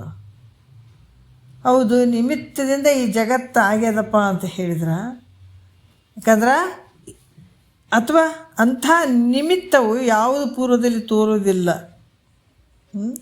ಯಾಕಂದರೆ ಇಂಥ ಒಂದು ನಿಮಿತ್ತದಿಂದ ಈ ಜಗತ್ತಾಗ್ಯದಪ್ಪ, ಈ ಮಾಯ ಆಗ್ಯದಪ್ಪ ಅಂತ ಹೇಳಿದರೂ ಕೂಡ, ನಿಮಿತ್ತದಿಂದ ಆಗ್ಯದಂತ ಅಂದರೂ ಕೂಡ ಅಂಥ ನಿಮಿತ್ತವು ಯಾವುದು ಪೂರ್ವದಲ್ಲಿ ತೋರಂಗಿಲ್ಲ. ಅದು ಮೊದಲು ತೋರಂಗಿಲ್ಲ. ಈ ನಿಮಿತ್ತವು ಮೊದಲು ತೋರಂಗಿಲ್ಲ. ಇಲ್ಲವೇ ಆಗುವುದಂತ ಹೇಳಿದರೆ ಅನಾದಿ ಭಾವರೂಪಗಳಾದಂಥ ಬ್ರಹ್ಮಮಾಯೆಗಳಿಂದ ಸರ್ವ ಪ್ರಪಂಚವು ಸರ್ವದಾ ಆಗುತ್ತಿರಬೇಕಾಗಿತ್ತು ಎಂದು ಶಂಕೆಯನ್ನು ಆತ ಮಾಡ್ತಾ ಇದ್ದಾನೆ ಶಿಷ್ಯ. ಯಾಕಂದ್ರೆ ಈ ಭಾವರೂಪಗಳಾದಂಥ ಅನಾದಿ ಭಾವರೂಪಗಳಾದಂಥ ಬ್ರಹ್ಮಮಾಯೆಗಳಿಂದ ಸರ್ವ ಪ್ರಪಂಚ ಸರ್ವದ ಯಾವಾಗಲೂ ಆಗ್ತಿರ್ಬೇಕಾಗಿತ್ತು ಅಂತ ಇಲ್ಲಿ ಆತ ಶಂಕೆ ಮಾಡ್ತಾನೆ. ಯಾರು? ಶಿಷ್ಯ. ಅದಕ್ಕೆ ಅವರು ಉತ್ತರ ಹೇಳ್ತಾರೆ ಈ ವಿಷಯದಲ್ಲಿ 7ನೇ ನುಡಿಯಲ್ಲಿ ಹೇಳ್ತಾರೆ. ಏನು ಹೇಳ್ತಾರೆ ಒಂದು ಸ್ವಲ್ಪ ನೋಡೋಣ. ಅವಿರಳತ್ವದೋಳು ಒಪ್ಪುವ ವಿವರವು ಏನಾನೊಂದು ನೆವಮಿಲ್ಲದ ಅಖಿಳಬಹುದು ನಿಜ ನಿರ್ಮಿತ್ತವೇ ತೋರ್ಪ ಕನಸಿಗೆನೆಯಾಗಿ ಅಂತ ಹೇಳ್ತಾರೆ. ಏನು ಹೇಳ್ತಾರೆ? ಅವಿರಳತ್ವದೋಳು ಅಂದರೆ ಬೇರೆಯಾಗದೆ ಕೂಡಿಕೊಂಡು. ಈಗ ತನ್ನಲ್ಲಿ ಸ್ವಪ್ನ ಪ್ರಪಂಚ ಈಗೇನಾದ್ರೂ ನಿಮಿತ್ತದಿಂದ ತೋರ್ತದ ನಮ್ಗೆ, ಇಂಥದೇ ಒಂದು ನಿಮಿತ್ತದಿಂದ ತೋರ್ಬೇಕಂತ ತೋರ್ತದ ನಮ್ಗೆ. ಅಲ್ಲಿ ನಿನ್ನಲ್ಲಿ ತೋರುವಂಥ ಈ ಕನಸಿನ ಪ್ರಪಂಚ ಏನಾರ ನಿಮಿತ್ತದಿಂದ ತೋರ್ತದನು? ಇಲ್ಲಲ್ಲ. ಹೆಂಗೆ ತೋರಂಗಿಲ್ಲೋ ಹಾಗೆ ಬ್ರಹ್ಮದಲ್ಲಿ ಯಾವ ನಿಮಿತ್ತ ಇಲ್ದಿದ್ರೂ ಸರ್ವ ಪ್ರಪಂಚ ತೋರ್ತದ. ಯಾವುದಕ್ಕೆ ಇದಕ್ಕೆ ನಿಮಿತ್ತಿಲ್ಲ. ಹಿಂಗೆ ತೋರ್ಬೇಕು ಹಂಗೆ ತೋರ್ಬೇಕಂತ, ಹಿಂಗೆ ತೋರ್ಬೇಕು ಹಂಗೆ ತೋರ್ಬೇಕಂತ ಯಾವ ನಿಮಿತ್ತ ಇಲ್ದಿದ್ರೂ ಸರ್ವ ಪ್ರಪಂಚ ತೋರ್ತದೆ. ಅಂದ್ರೆ ಸ್ವಪ್ನದಲ್ಲಿ ಸಾಕ್ಷಿ ಚೈತನ್ಯ ಮತ್ತು ಅದರ ಆಶ್ರಿತವಾದಂಥ ಅವಿದ್ಯೆ. ಸ್ವಪ್ನದಲ್ಲಿ ಸಾಕ್ಷಿ ಚೈತನ್ಯ ತೋರುವಂಥದ್ದು ಮತ್ತು ಅದಕ್ಕೆ ಆಶ್ರಿತವಾದಂಥ ಅವಿದ್ಯೆ, ಇವುಗಳಿಂದ ವಿಚಿತ್ರವಾದಂಥ ಸ್ವಪ್ನ ಪ್ರಪಂಚ ಇವೆಲ್ಲ ತೋರ್ತಾವೆ. ಎಲ್ಲಿ? ಸ್ವಪ್ನ ಪ್ರಪಂಚದಲ್ಲಿ. ಮತ್ತು ಈ ಸಂಸ್ಕಾರ ಮೊದಲಾದ ಯಾವ ನಿಮಿತ್ತವಿಲ್ಲದೆ ಹೆಂಗೆ ತೋರ್ತದೋ, ಯಾವ ನಿಮಿತ್ತ ಇಲ್ಲದೇ ಅಲ್ಲಿ ತೋರುವಂಥದ್ದು, ಹಾಗೆ ಇಲ್ಲಿ ಕೂಡ ಬ್ರಹ್ಮಮಾಯೆಗಳಿಂದ ಯಾವ ನಿಮಿತ್ತಿಲ್ಲದೆ ವಿಚಿತ್ರ ಪ್ರಪಂಚ ನಮಗೆ ತೋರುತ್ತದೆ ನೋಡಪ್ಪ. ಯಾವುದು ಇಂಥದ್ದು ಆಗ್ಬೇಕಂತಿದೆ. ಈಗ ಕನಸು ಬಿದ್ದಂಥ ವ್ಯಕ್ತಿಗೆ ಹಿಂಗೆ ಬಿಡ್ಬೇಕು ಹಾಗೆ ಬಿಡ್ಬೇಕಂತ ಏನಾರು ಇರ್ತದೇನು? ಯಾವ ನಿಮಿತ್ತನೇ ಇಲ್ಲ. ಮಲಗಿದಂಥ ವ್ಯಕ್ತಿಗೆ ಏನಾದರೂ ಒಂದು ಕನಸು ಬಿಡ್ಬೋದಲ್ಲ. ಅದರಂಗ ಇಲ್ಲಿ ಕೂಡ ಈ ಬ್ರಹ್ಮ ಮಾಯೆಗಳಿಂದ ನಿರ್ಮಿತವಾದಂಥ ಈ ಸರ್ವ ಪ್ರಪಂಚ, ಈ ಸರ್ವ ಜಗತ್ತೇನು ತೋರ್ತದ, ಇದು ಯಾವ ನಿಮಿತ್ತದ ತೋರ್ತದೆ ನೋಡಪ್ಪ. ಇಲ್ಲಿ ಕೂಡ ಭಾಳಷ್ಟು ವಿಚಾರಗಳನ್ನು ಹೇಳ್ತಾರೆ. ಯಾಕಂದ್ರೆ ಯಾವ ಒಂದು ಯಾವ ರೀತಿ ಅಂತಂದ್ರೂ ಕೂಡ ಆತ್ಮನಲ್ಲಿ ಅಧ್ಯಾಸ ಸಂಭವಿಸ್ತದಂತ ಹೇಳಿದ್ರು ಕೂಡ ಭಾಳಷ್ಟು ವಿಚಾರಗಳನ್ನು ಅವ್ರು ಹೇಳ್ತಾರೆ. ಯಾಕಂತಂದ್ರೆ ಯಾವ ದೋಷ ಇಲ್ದಿದ್ರು ಕೂಡ ಅವಿದ್ಯೆ ಒಂದು ದೋಷ ಐತೆ, ಉಂಟು. ಅದರ ಮೂಲಕ ಅಧ್ಯಾಸ ಸಂಭವ ಅಲ್ಲಿ ಆಗ್ತದ ಅಂತ ಕೂಡ ಇಲ್ಲಿ ಹೇಳ್ತಾರೆ. ಕೆಲವೊಂದು ಟಿಪ್ಪಣಿಕಾರರು ಕೂಡ ಹೇಳ್ತಾರೆ. ಅದ್ವೈತ ಸಿದ್ಧಿ ಪ್ರಮಾಣವನ್ನು ಕೊಟ್ಟು ಹೇಳುವಂಥವ್ರು ಇದರಲ್ಲಿ ಇಲ್ಲಿ ಆದರೂ ಕೂಡ ಬೇರೆ ಅನ್ಯ ನಿಮಿತ್ತಗಳು ಯಾವ ಇಲ್ಲದಿದ್ದರೂ ಕೂಡ ಇಲ್ಲಿ ಸಂಭವ ಆಗ್ತದೆ. ಒಂದು ಅಘಟಿತ ಘಟನಾರೂಪ ಸಾಮರ್ಥ್ಯ ಉಳ್ಳಂಥ ಮಾಯಾಶಕ್ತಿ ಮೂಲಕ ಇವೆಲ್ಲ ಸರ್ವವೂ ಸೃಷ್ಟಿಯಾಗ್ತದೆ. ಎಲ್ಲಿ? ಕನಸಿನಲ್ಲೇ ಸೃಷ್ಟಿಯಾಗಿರುವಂಥದ್ದು, ಜಾಗ್ರದಲ್ಲೇ ಸೃಷ್ಟಿಯಾಗಿರುವಂಥದ್ದು. ಯಾವುದ್ರದ್ದು ಶಕ್ತಿಯಪ್ಪ ಅಂದ್ರೆ ಮಾಯಾಶಕ್ತಿ. ಇದೆಲ್ಲ ಈ ಮಾಯೆಯಲ್ಲಿ ಬಿದ್ದದಕ್ಕಾಗಿ ಮಹೇಶ್ವರ ಅಂತ ಅನ್ಸ್ಕೊಂಡ. ಮಾಯೆ ಉಪಾಧಿಯಿಂದ ಇವೆಲ್ಲ ತೋರ್ತವೆ ಜಗತ್ತು. ಅದಕ್ಕೆ ವ್ಯತಿರಿಕ್ತಿ ಬೇರೆ ನಿಮಿತ್ತ ಯಾವುದಿಲ್ಲ. ಇದಕ್ಕೊಂದು ವ್ಯತಿರಿಕ್ತ ಬೇರೆ ಏನು ಹೇಳೋಕ್ಕೆ ಸಾಧ್ಯನೇ ಇಲ್ಲ. ಈಗ ನಿನ್ನ ಕನಸು ಯಾವ ರೀತಿ ಒಂದು ನಿಮಿತ್ತವಾಗಿ ಬೀಳ್ತದಪ್ಪ ಅಂತ ಹೆಂಗೆ ಇರಂಗಿಲ್ಲೋ ಅದೇ ರೀತಿ ಕೂಡ ಈ ಜಗತ್ತು ಯಾವುದೇ ನಿಮಿತ್ತವಿಲ್ಲದೆ ತೋರಕತ್ತದ. ಯಾವುದಕ್ಕೆ ನಿಮಿತ್ತ ಹಿಂಗೆ ಐತಪ್ಪ ಹಂಗೆ ಐತಪ್ಪ ಅಂತ ಹೇಳುವಂಥದ್ದು ಯಾವುದಿಲ್ಲ. ಇದಕ್ಕಿಂತ ಬಿಟ್ಟು ಬ್ರಹ್ಮನಿಗಿಂತ ಬೇರೆ ಏನು ವ್ಯತಿರಿಕ್ತವಾದಂಥ ಬೇರೊಂದು ನಿಮಿತ್ತ ಯಾವುದು ಇಲ್ಲಪ್ಪ ಅಂತ ಕೂಡ ಹೇಳ್ತಾರೆ. ಇಲ್ಲಿ ಕೂಡ ಏನು ಹೇಳ್ತಾರೆ ಅಂತಂದರೆ ಮತ್ತೆ ನಾವು 8ನೇ ನುಡಿಯಲ್ಲಿ ಕೂಡ ಹೇಳ್ತಾರೆ. ಏನು ಹೇಳ್ತಾರೆ ನೋಡೋಣ. ತಿಳಿಯಲ್ಲ ಆಧಾರ ಒಪ್ಪ ಉಳಿಮೆಯೊಂದು ಮತ್ತು ಅಧೇಯದೊಳು ತೋರ್ಪ ಉಪಾಧಿಯಂ ಜಗಜ್ಜೀವೇಶ ಕುಲವಾದುದೆಂದೆನಿಸಿ ಮೆರೆಯುವುದು ಅಂತ ಹೇಳ್ತಾರೆ. ಈಗ 8ನೇ ನುಡಿಯಲ್ಲಿ ಹೇಳ್ತಾರೆ ಅನೇಕ ಪ್ರಕಾರವಾಗಿರುವಂಥದ್ದು ಜಗತ್ತು, ಜೀವ, ಈಶಾದಿ ಭೇದದಿಂದ ಪ್ರಪಂಚವು ಅನೇಕ ಆಗಿದೆ. ಈ ಪ್ರಪಂಚದೊಳಗೆ ಏನೈತಪ್ಪ ಅಂತಂದ್ರೆ ಈಗ ಜಗತ್ತು ಅನ್ನುವಂಥದ್ದು, ಆಮೇಲೆ ಜೀವ ಅನ್ನುವಂಥದ್ದು, ಈಶ್ವರಾದಿ ಅನ್ನುವಂಥದ್ದು, ಈ ಭೇದದಿಂದ ಪ್ರಪಂಚ ಇರುವಂಥದ್ದು. ಇಲ್ಲೇನು ತೋರಕತ್ತಿದ್ದೇವೆ? ಜೀವಾತ್ಮರಾಗಿ ತೋರಕತ್ತಿದ್ದು, ಮತ್ತು ಶಿವ ಆಗಿ ತೋರಕತ್ತು, ಜಗತ್ತಾಗಿ ತೋರಕತ್ತು, ಅನೇಕ ರೀತಿಯಿಂದ ತೋರಕತ್ತೆ. ಆದರೆ ಇದಕ್ಕೆ ಆಧಾರವಾಗಿರುವಂಥದ್ದು ಬ್ರಹ್ಮ ಭಾಳ ಅದಾವೇನು ಅಂದರೆ ಒಂದೇ ಇರುವಂಥದ್ದು. ಅದಕ್ಕೆ ಏಕವಾದ ಬ್ರಹ್ಮವು ಅನೇಕವಾಗುವುದು ಅಂತ ಹೇಳಿದ್ರೆ ವಿಕರತ್ವ ಬರುವುದು. ಇಲ್ಲಂತ ಹೇಳಿದ್ರೆ ಪ್ರಪಂಚವು ಉತ್ಪತ್ತಿ ಆಗಿಲ್ಲ ಅಂತ ಶಂಕೆಯನ್ನು ಮಾಡಿದರೆ ಹೆಂಗಪ್ಪ ಅಂತ ಇಲ್ಲಿ ಸಂಶಯ ಬಂದದಕ್ಕಾಗಿ ಅವರು ಇದನ್ನು ಹೇಳಿದರು. ತಿಳಿಯಲ್ ಆಧಾರ ಒಪ್ಪ ಉಳುಮೆಯೊಂದು ನೋಡ್ರಿ ಅಧೇಯದೊಳು ತೋರ್ಪ ಉಪಾಧಿಯಂ ಜಗಜ್ಜೀವೇಶ ಕುಲವಾದುದೆಂದೆನಿಸಿ ಮೆರೆಯುವುದು ಅಂತಂದ್ರೆ ಆಧೇಯವಾಗಿರುವಂಥದ್ದು ಯಾವುದು ಅಂತಂದ್ರೆ ಈ ಮಾಯೆ. ಈ ವಿಶುದ್ಧ ಸತ್ವ ಸ್ವರೂಪವಾದಂಥ ಮಾಯೆ ಅಂತಲೂ, ಆಮೇಲೆ ಮಲಿನ ಸತ್ವ ಸ್ವರೂಪವಾದಂಥ ಅವಿದ್ಯೆ ಅಂತಲೂ, ತಮ ಪ್ರಧಾನ ರೂಪವಾದಂಥ ಪ್ರಕೃತಿ ಅಂತಲೂ ಈ 3 ವಿಧದಿಂದ ಇಲ್ಲಿ ಬೇರೆ ಬೇರೆಯಾಗಿ ತೋರಕತ್ತವಿಲ್ಲ. ಅಂದ್ರೆ ಮಾಯೆ ವಿಶುದ್ಧ ಸತ್ವ ಸ್ವರೂಪದಿಂದ ಮಾಯೆ ಅಂತ ತೋರ್ತದೆ, ಮಲಿನ ಸತ್ವ ರೂಪದಿಂದ ಅವಿದ್ಯೆ ಅಂತ ತೋರ್ತದೆ, ತಮ ಪ್ರಧಾನ ರೂಪವಾದಂಥ ಪ್ರಕೃತಿ ತೋರ್ತದೆ. ಈ 3 ರೀತಿಯಿಂದ ತೋರ್ತದೆ ನೋಡ್ರಿ. ಆಧಾರವು ಬ್ರಹ್ಮವು ಮತ್ತು ಇವೆಲ್ಲವಕ್ಕೆ ಆಧಾರವಾಗಿರುವಂಥದ್ದು ಬ್ರಹ್ಮ. ಮತ್ತು ವಿಶುದ್ಧ ಸತ್ವ ಸ್ವರೂಪವಾದ ಮಾಯೆಯಲ್ಲಿ ಪ್ರತಿಬಿಂಬಿಸಿ, ಈ ಬ್ರಹ್ಮನ ಪ್ರತಿಬಿಂಬ ಶುದ್ಧವಾದಂಥ ಸತ್ವ ಸ್ವರೂಪವಾದಂಥ ಮಾಯೆಯಲ್ಲಿ ಪ್ರತಿಬಿಂಬಿಸಿ ಸರ್ವಜ್ಞತ್ವಾದಿ ಗುಣಗಳಿಂದ ಕೂಡಿಕೊಂಡು ಸತ್ವಗುಣದಲ್ಲಿ ಈ ಶುದ್ಧವಾದಂತಹ ಈ ಬ್ರಹ್ಮದ ಒಂದು ಅಂಶವು ಈ ಶುದ್ಧವಾದಂಥ ಮಾಯೆ ಒಂದು ಸತ್ವ ಸ್ವರೂಪವಂತ ಮಾಯೆಯಲ್ಲಿ ಪ್ರತಿಬಿಂಬಿಸಿದಾಗ ಈ ಸರ್ವಜ್ಞತ್ವಾದಿ ಎಲ್ಲ ಗುಣಗಳಿಂದ ಕೂಡ್ಕೊಂಡು ಈಶ್ವರ ಅಂತ ಅನ್ಸ್ಕೊಂಡ. ಅರ್ಥ ಆಯ್ತಲ್ಲ? ಸ್ವಲ್ಪ ಕಠಿಣ ಐತಿ, ಏನಾಗಂಗಿಲ್ಲ. ಮತ್ತು ತತ್ ಪದಾರ್ಥಕ್ಕೆ ರೂಪವಾಗಿರುವಂಥದ್ದು, ತತ್ವಮಸಿ ಅಂತ ಹೇಳ್ತಾರಲ್ಲ, ತತ್ ಪದಕ್ಕೆ ಈಶ್ವರ ಸ್ವರೂಪವಾಗಿರುವಂಥದ್ದು ಅಂತ ಕೂಡ ಹೇಳ್ತಾರೆ. ಮತ್ತು ಇಲ್ಲಿ ಬ್ರಹ್ಮವೇ ಮಲಿನ ಸತ್ವ ಸ್ವರೂಪವಂತ ಅವಿದ್ಯೆಯಲ್ಲಿ ಪ್ರತಿಬಿಂಬಿಸಿ, ಇದೇ ಬ್ರಹ್ಮದ ಒಂದು ಅಂಶ ಮಲಿನ ಸತ್ವ ಸ್ವರೂಪವಾದಂತಹ ಅವಿದ್ಯೆಯಲ್ಲಿ ಪ್ರತಿಬಿಂಬಿಸಿ ಅಲ್ಲಿ ಭಾಳಷ್ಟು ಕಿಂಚಿಜ್ಞತ್ವಾದಿಗಳಿಂದ ಕೂಡಿತ ಜೀವನ ಅನಿಸ್ಕೊಂಡ. ಅಲ್ಲಿ ಏನಾಯಿತು? ಶುದ್ಧವಾದಂಥ ಸತ್ವರೂಪವಾದಂಥ ಮಾಯೆ ಅಂತ ಅನಿಸ್ಕೊಂತು. ಇದೇ ನಿನ್ನ ಒಂದು ಪ್ರತಿಬಿಂಬದ ಒಂದು ಅಂಶ ಶುದ್ಧವಾದಂತಹ ಇಲ್ಲಿ ಸತ್ವ ಸ್ವರೂಪವಾದಂಥ ಮಾಯೆಯಲ್ಲಿ ಪ್ರತಿಬಿಂಬಿಸಿ ಅದು ಈಶ್ವರಾದಿಗಳು ಎಲ್ಲ ಅನಿಸ್ಕೊಂಡ. ಅದು ತತ್ಪದಾರ್ಥಕ್ಕೆ ಒಂದು ರೂಪ ಆಯಿತು. ಮತ್ತು ಇದೇ ಬ್ರಹ್ಮ ಮಲಿನತ್ವದಿಂದ ಕೂಡಿದಂಥ ಸ್ವರೂಪವಾದಂಥ, ಯಾಕಂದರೆ ಮಲಿನ ಸತ್ವ ಸ್ವರೂಪವಾದಂಥ ಅವಿದ್ಯೆಯಲ್ಲಿ ಪ್ರತಿಬಿಂಬಿಸಿ ಅಲ್ಲಿ ಕಿಂಚಿಜ್ಞತ್ವಾದಿ ಒಡಗೂಡಿ ಜೀವನ ಅನಿಸ್ಕೊಂಡ. ನೋಡ್ರಿ ಎಷ್ಟು ಅದ್ಭುತ ಅದ. ಶಿವ ಹೆಂಗೆ ಅನಿಸ್ಕೊಂಡ, ಜೀವ ಹೆಂಗೆ ಅನಿಸ್ಕೊಂಡ ಅಂತ ಹೇಳಕತ್ತಾರ ಅವರು. ಅದಕ್ಕೆ ತ್ವಂ ಪದಾರ್ಥ ರೂಪ ಆಯಿತು, ತತ್ ತ್ವಂ.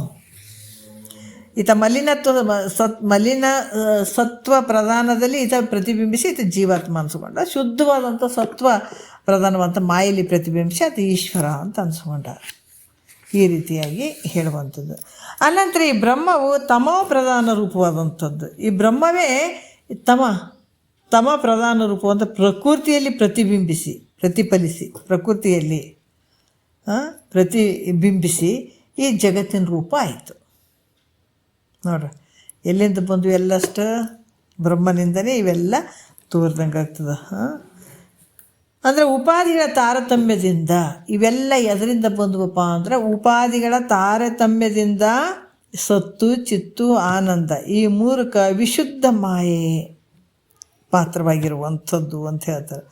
ಮತ್ತು ಸತ್ ಚಿತ್ತಗಳೆರಡಕ್ಕೆ ಮಲಿನ ಸತ್ವ ಅವಿದ್ಯೆಯು ಪಾತ್ರವಾಗಿರುವಂಥದ್ದು ಅಂತ ಕೂಡ ಹೇಳ್ತಾರೆ.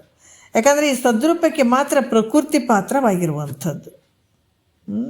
ಈ ರೀತಿ ವಿಚಾರಗಳು ಹೇಳ್ತಾರೆ. ಯಾಕಂದ್ರೆ ಇವು ಮೂರು ಅಂದ್ರೆ ಶಿವ ಜೀವ ಜಗತ್ತು ಈ ರೀತಿಯಾಗಿ ಬಂದಿರುವಂಥದ್ದು. ಅದಕ್ಕೆ ಈ ರೀತಿಯಿಂದ ಈ ಮಾಯೆ ಉಪಾಧಿಯಿಂದ ಇಷ್ಟೆಲ್ಲ ತೋರಿದಂಥದ್ದು ಏನಿಲ್ಲ. ಪಾಪ ಸಚ್ಚಿದಾನಂದ ಸ್ವರೂಪವಾದಂಥದ್ದು ಇರುವುದು ಒಂದೇ ಪರಬ್ರಹ್ಮ ಸ್ವರೂಪದಲ್ಲಿ ಈ ರೀತಿಯಾಗಿ ಸತ್ವ ಸ್ವರೂಪವಾದಂಥ ಮಾಯೆಯಲ್ಲಿ ಪ್ರತಿಬಿಂಬಿಸಿ ಈಶ್ವರ ಅನಿಸ್ಕೊಂಡ, ಮಾಯೆಯಲ್ಲಿ ಬಿದ್ದು ಈಶ್ವರ ಅನಿಸ್ಕೊಂಡ, ಅವಿದ್ಯೆಯಲ್ಲಿ ಬಿದ್ದು ಈತ ಜೀವಾತ್ಮ ಅನಿಸ್ಕೊಂಡ. ಅದರಿಂದನೇ ಇಲ್ಲಿ ಕೂಡ ಈ ಪ್ರಕೃತಿ ಕೂಡ ತಮ ಪ್ರಧಾನ ರೂಪವಂತ ಪ್ರಕೃತಿಯಲ್ಲಿ ಪ್ರತಿಬಿಂಬಿಸಿ ಈತ ಏನಾದ ಜಗತ್ತಾಯಿತು. ಈ ರೀತಿ ಮಾಯೆ ಉಪಾಧಿ ಮೂಲಕ ಬ್ರಹ್ಮವು ಶಿವ ಜೀವ ಜಗತ್ತು ಆಯಿತೋ ಏನೋ ಎಂಬಂತೆ ತೋರ್ತದೆ. ಎದರಿಂದ? ಉಪಾಧಿಯಿಂದ. ವಿಚಾರ ಮಾಡಿ ನೋಡಿದ್ರೆ ಇಲ್ಲಿ ಈಗ ಅದಕ್ಕೆ ಹೇಳ್ತಾರೆ ಅವರು ಯಾವ ರೀತಿ ಪದದ ಲಕ್ಷಣ ಅದ ತ್ವಂ ಪ್ರತ್ಯೇಗಾತ್ಮನ ತತ್ಪದದ ಲಕ್ಷ್ಯವಾದ ಬ್ರಹ್ಮದೊಡನೆ ಅಭೇದವಾಗಿರುವಂಥದ್ದು ಉಂಟು. ಈ ಪ್ರತ್ಯೇಗಾತ್ಮ ಈ ಥರ ತ್ವಂ ಲಕ್ಷಣದ ಪ್ರತ್ಯೇಗಾತ್ಮ ಮತ್ತು ತತ್ಪದ ಲಕ್ಷ್ಯವಾದಂಥ ಬ್ರಹ್ಮದೊಡನೆ ಅಭೇದವಾಗಿರುತ್ತೆ. ಯಾಕಂದರೆ ಜೀವಾತ್ಮನಿಗೆ ಬೇರೆ ಅಲ್ಲ, ಜೀವಾತ್ಮ ಬೇರೆ ಅಲ್ಲ, ಪರಮಾತ್ಮ ಬೇರೆ ಅಲ್ಲ. ಇಲ್ಲಿ ಎರಡೂ ಇರುವಂಥದ್ದು ಒಂದೇ. ಹಾಗಂದ್ರೆ ತನ್ನ ಆಶ್ರಿತವಾದ ಅಜ್ಞಾನದ ಜೀವತ್ವ ಈಶ್ವರತ್ವ ಜಗತ್ತು ಇವು ಮೂರು ಕಲ್ಪಿಸಿದು. ಎಲ್ಲಿ? ನಿನ್ನಲ್ಲೇ. ಎಷ್ಟು ಅದ್ಭುತ ಅದು ನೋಡ್ರಿ, ಭಾಳ ಸೂಕ್ಷ್ಮ ಅದಿದೆ. ಯಾವಾಗ ಬ್ರಹ್ಮನ ಆಶ್ರಯದಲ್ಲಿರುವಂಥ ಈ ಮಾಯೆಯಿಂದನೇ ಶಿವ ಜೀವ ಮತ್ತು ಜಗತ್ತು ಈ ಮೂರು ಕಲ್ಪಿಸಲ್ಪಟ್ಟು ಅಂತ ಹೇಳ್ತಾರೆ. ಭಾಳ ಅದ್ಭುತ ವಿಚಾರ ಅದಿದೆ.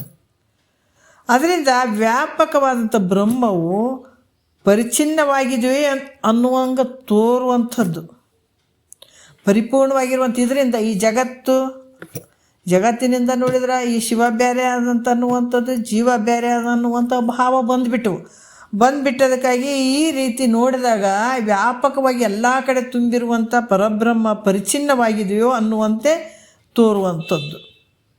ವಿಚಾರ ಮಾಡಿ ನೋಡಿದ್ರೆ ಬ್ರಹ್ಮವು ಸ್ವಾಭಾವಿಕವಾಗಿ ತನ್ನ ಮಹಿಮೆಯಲ್ಲೇ ತಾನೈತೆ. ಇದು ಯಾವುದು ಸಂಬಂಧ ಇಲ್ಲ, ಜೀವನ ಸಂಬಂಧ ಇಲ್ಲ, ಈಶ್ವರನ ಸಂಬಂಧ ಇಲ್ಲ, ಜಗತ್ತು ಸಂಬಂಧ ಇಲ್ಲ. ಅದಕ್ಕೆ ಇವೆಲ್ಲ ಎದರಿಂದ ತೋರಕತ್ತಾವ? ಉಪಾಧಿಯಿಂದ ತೋರಿದಂಗೆ ಆಗಕತ್ತಾವ ನೋಡ್ರಿ. ಇಂಥ ಕಲ್ಪಿತ ಭೇದ ರೂಪ ಅಪರಮಾರ್ಥಿಕ. ಯಾಕಂದ್ರೆ ಈ ಕಲ್ಪಿತ ಭೇದ ರೂಪ ಈ ಅಪರಮಾರ್ಥಿಕ ಸಂಸಾರದಿಂದ ಪಾರಮಾರ್ಥಿಕವಾದಂಥ ಬ್ರಹ್ಮಕ್ಕೆ ಯಾವ ಹಾನಿಯೂ ಇಲ್ಲ. ಇಷ್ಟೆಲ್ಲ ಜಗತ್ತು ತೋರ್ತದೆ ನೋಡ್ರಿ. 84 ಲಕ್ಷ ಜೀವರಾಶಿಯಿಂದ ನಾವು ಹುಟ್ಟುತ್ತೀವಿ, ಸಾಯ್ತೀವಿ, ಸಂಸಾರ ಕಷ್ಟ ಸುಖ ನೋವು ಎಷ್ಟು ನಡೆದಾವ ಅಂದರೂ ಕೂಡ ಆ ಬ್ರಹ್ಮಕ್ಕೆ ಹಾನಿ ಇಲ್ಲ. ಹೆಂಗೆ? ಈಗ ಒಂದು ಟಿ ವಿ ಒಳಗೆ ಎಲ್ಲ ನೋಡ್ತೀವಿ, ಇಡೀ ಜಗತ್ತು ನೋಡ್ತೀವಿ. ಅಲ್ಲಿ ಹೊಡೆದ್ರು ಬಡಿದ್ರು ಆ ನದಿಗಳನ್ನು ಊರುಗಳನ್ನು ನಾನಾ ರೀತಿ ಎಲ್ಲ ನೋಡ್ತೀವಿ. ಆದರೂ ಕೂಡ ಎಲ್ಲಿ ತೋರಿತು? ಆ ಪರದ ಒಳಗೆ ತೋರಿದಾವ. ಆದ್ರೆ ಪರದೆಗೆ ಏನಾರು ಸಂಬಂಧ ಐತೇನೋ? ಏನಾರು ಹಾನಿ ಆಗ್ಯದೇನೋ ಪರದಕ್ಕೆ? ಟಿ ವಿ ಪರದೆಗೆ ಏನಾರು ಹಾನಿ ಆಗ್ಯದೇನಂದ್ರೆ ಇಲ್ಲ. ಅದ್ರಂಗೆ ಉಪಾಧಿಯಿಂದ ನಿನ್ನೊಳಗೆ ಇವೆಲ್ಲ ಹುಟ್ಟಿದಂಗೆ ಸತ್ತಂಗೆ ಇವೆಲ್ಲ ತೋರ್ತಾವ. ಆದರೆ ನಿನಗೆ ಯಾವ ಹಾನಿಯೂ ಇಲ್ಲ, ಬ್ರಹ್ಮನಿಗೆ ಯಾವ ಹಾನಿಯೂ ಇರುವುದಿಲ್ಲ. ಅಜ್ಞಾನವು ಅನಾದಿ ಭಾವರೂಪವಾಗಿದ್ದರೂ ಕೂಡ ಜ್ಞಾನದಿಂದ ಅದು ಅಜ್ಞಾನ ಏನದ? ಅದು ಹುಟ್ಟಿಲ್ಲ, ಅದು ಮೊದಲಿಂದ ಅನಾದಿ ಕಾಲದಿಂದ ಇದ್ದರೂ ಕೂಡ ಅದು ಯಾವಾಗಲೂ ಇರುವಂಥದ್ದಿದ್ದರೂ ಕೂಡ ಜ್ಞಾನದಿಂದ ನಾಶ ಆಗ್ತದದು. ಅದರಿಂದ ಯಾವ ದೋಷವೂ ಇಲ್ಲ ಅಂತ ಹೇಳಿರುವಂಥದ್ದು. ಅದರಿಂದ ಬ್ರಹ್ಮ ಒಂದು ಬ್ರಹ್ಮವೇ ಉಪಾದಿಯಿಂದ ಅನೇಕವಾಗಿ ತೋರುವಂಥದ್ದು. ಒಂದೇ ಬ್ರಹ್ಮದಿಂದ ಜೀವಾತ್ಮರುಗಳಾಗಿ ತೋರ್ತದ. ಶಿವ ಜೀವೇಶ ಈಶ್ವರ ಆದಿಗಳೆಲ್ಲವ ತೋರ್ತದ, ಜೀವಾತ್ಮರಾಗಿ ತೋರ್ತದೆ. ಈ ಜಗತ್ತು ನಾನಾ ದೃಶ್ಯ ಪ್ರಪಂಚ ನಾಮರೂಪಾತ್ಮಕವಾಗಿ ಅನೇಕವಾದಂಗೆ ತೋರ್ತದೆ. ಆದರೆ ಇಷ್ಟೆಲ್ಲ ತೋರಿದ್ರು ಕೂಡ ಸ್ವರೂಪಕ್ಕೆ ಹಾನಿ ಐತೇನು ಅಂದರೆ ಇಲ್ಲ. ಹೆಂಗಂದ್ರೆ ಸ್ವಪ್ನದಲ್ಲಿ ಸಾಕ್ಷಿ ರೂಪವಾಗಿರುವಂಥ ನೀನು ಸ್ವಪ್ನದಲ್ಲಿ ಸಾಕ್ಷಿ ರೂಪವಾಗಿರ್ತಿದ್ದಿ. ಅನೇಕ ವಿಧವಾದ ಸ್ವಪ್ನ ಪ್ರಪಂಚ ನಿನಗೆ ತೋರಿದರೂ ಕೂಡ ನೀನು ಭಾಳಷ್ಟು ಅನೇಕತ್ವ ಸಿದ್ಧಿ ಆಗ್ತದೆ. ನೀನು ಸಿದ್ಧಿಸ್ತವೇನು ಇಲ್ಲ. ಒಬ್ಬನೇ ಇರೋದು, ಒಬ್ಬನೇ. ಇಷ್ಟೆಲ್ಲ ಕಷ್ಟ ಸುಖ ನೋವಿನಲ್ಲಿ ಬೇಕಾದಷ್ಟು ಕನಸಿನಲ್ಲಿ ತೋರ್ತಾವೆ, ನೀನು ಸ್ವಪ್ನದಲ್ಲಿ ಭಾಳಷ್ಟು ತೋರ್ತಾವೆ. ಆದರೂ ಕೂಡ ನೀನು ನೋಡುವಂಥವ್ನಿಗೆ ಏನಾರ ಹಾನಿ ಐತೇನು ಅಂದರೆ ಇಲ್ಲ. ಅದ್ರಂಗೆ ತಿಳ್ಕೊಬೇಕು. ಇದೇನು ಎಷ್ಟು ಜಗತ್ತು ನೋಡ್ರಿ, ಆಧಾರವಾಗಿರುವಂಥ ಬ್ರಹ್ಮನಿಗೆ ಅಧೇಯವಾಗಿರುವಂಥ ಈ ಮಾಯೆ ಎಲ್ಲ ಪ್ರತಿಯೊಂದು ವ್ಯವಹಾರಗಳು ಆಧಾರವಾದಂಥ ಬ್ರಹ್ಮನಿಗೆ ಯಾವ ಹಾನಿ ಕೂಡ ಇಲ್ಲಪ್ಪ ಅಂತ ಹೇಳ್ತಾರೆ. ಇದನ್ನು ಇನ್ನೊಂದ್ಸಲ ನಾಳೆ ರಿವಿಷನ್ ಮಾಡೋಣ ಬೇಕಾದ್ರೆ. ಭಾಳಷ್ಟು ಸೂಕ್ಷ್ಮ ವಿಚಾರಗಳು ಅದಾವ. ಮತ್ತು ಇದನ್ನೇ ಬೇಕಾದ್ರೆ ರಿವಿಷನ್ ಮಾಡೋಣ ಒಂದೆರಡು. ಮತ್ತು ಗುರುಗಳು ಪಾದಕ್ಕೆ ಅರ್ಪಿಸಿ ಹರ ಓಂ.